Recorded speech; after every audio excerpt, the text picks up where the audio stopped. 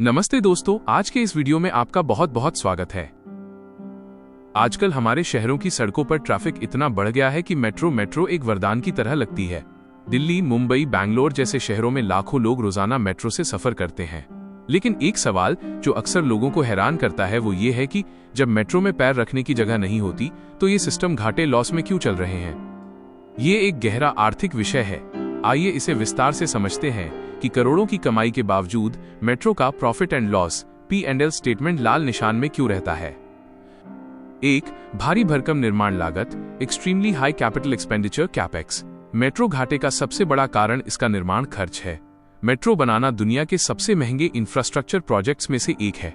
लागत, 1 किलोमीटर लंबी elevated metro बनाने में लगभग 200 से 300 करोड़ रुपए का खर्च आता है।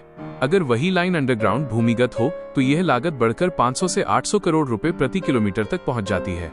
ब्याज का बोझ, अधिकांश मेट्रो प्रोजेक्ट्स विदेशी संस्थानों जैसे जापान की JICA से भारी लोन लेकर बनाए जाते हैं। टिकट की कमाई का एक बड़ा हिस्सा तो सिर्फ इन कर्जों का ब्याज इंटरेस्ट चुकाने में ही चला जाता है। 2, परिचालन और रखरखाव का खर्च, ऑपरेटिंग एक्सपेंडिचर OPEX। मेट्रो को चलाने का रोजाना का खर्च भी बहुत ज्यादा होता है।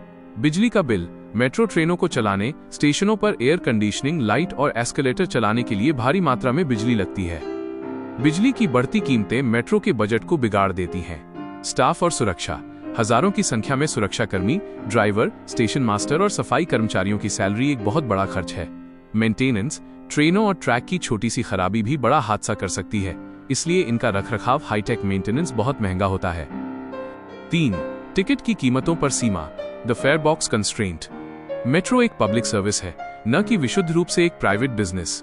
सोशल सर्विस बनाम प्रॉफिट।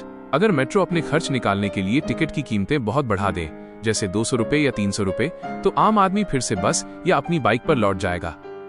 राजनीतिक दबाव, सरकारें आम जनता को ध्यान में रखते हुए टिकट की कीमतें बहुत कम रखती हैं। अक्सर टिकट से होने वाली आय, फेयर बॉक्स रेवेन्यू से तो केवल मेट्रो का रोजाना का बिजली और स्टाफ का खर्च ही निकल पाता है। 4, लास्ट माइल कनेक्टिविटी की कमी, the last mile connectivity problem. Bharat में कई मेट्रो सिस्टम जैसे जयपुर या कोच्चि इसलिए घाटे में है क्योंकि लोग मेट्रो स्टेशन तक आसानी से पहुंच नहीं पाते। अगर स्टेशन तक पहुंचने के लिए ऑटो या रिक्शा पर 50 रुपए खर्च करने पड़े और मेट्रो का टिकट 20 रुपए का हो तो लोग मेट्रो लेना पसंद नहीं करते। कम राइडरशिप, कई शहरों में अनुमान लगाया गया था कि 10 लाख लोग सफर करेंगे, लेकिन असल में केवल 2-3 लाख ही आ रहे हैं। 5, गैर किराया आय का अभाव, लो नॉन फेयर बॉक्स रेवेन्यू। दुनिया के सफल मेट्रो सिस्टम जैसे हांगकांग या टोक्यो केवल टिकट बेचकर पैसा नहीं कमाते। उनकी कमाई का बड़ा हिस्सा इन चीजों से आता है। रियल एस्टेट, मेट्रो स्टेशनों के ऊपर मॉल या ऑफिस बनाना। एडवर्टाइजिंग, स्टेशनों और ट्रेनों के अंदर विज्ञापन। स्टेशन नेमिंग राइट्स, स्टेशनों को ब्रांड्स के नाम पर बेचना। भारत में अभी नॉन फेयर रेवेन्यू, बिना किराए वाली आय, कुल कमाई का केवल 10-15% है, जबकि इसे कम से कम 30-40% होना चाहिए। क्या मेट्रो कभी मुनाफा कमा पाएगी?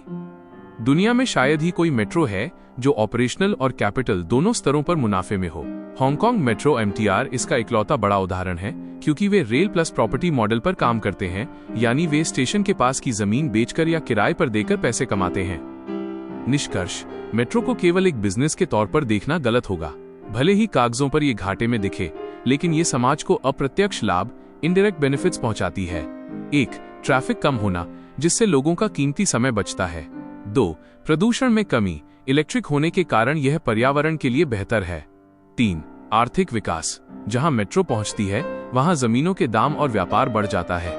इसलिए सरकारें इसे घाटे के बावजूद चलाती हैं, क्योंकि एक आधुनिक शहर की धड़कन उसके मेट्रो सिस्टम में ही बसती है। क्या उम्मीद है आपको ये वीडियो पसंद आया होगा। इसे लाइक और शेयर करना न भूलें, चैनल को सब्सक्राइब करें और अपनी राय कमेंट्स में जरूर बताएं।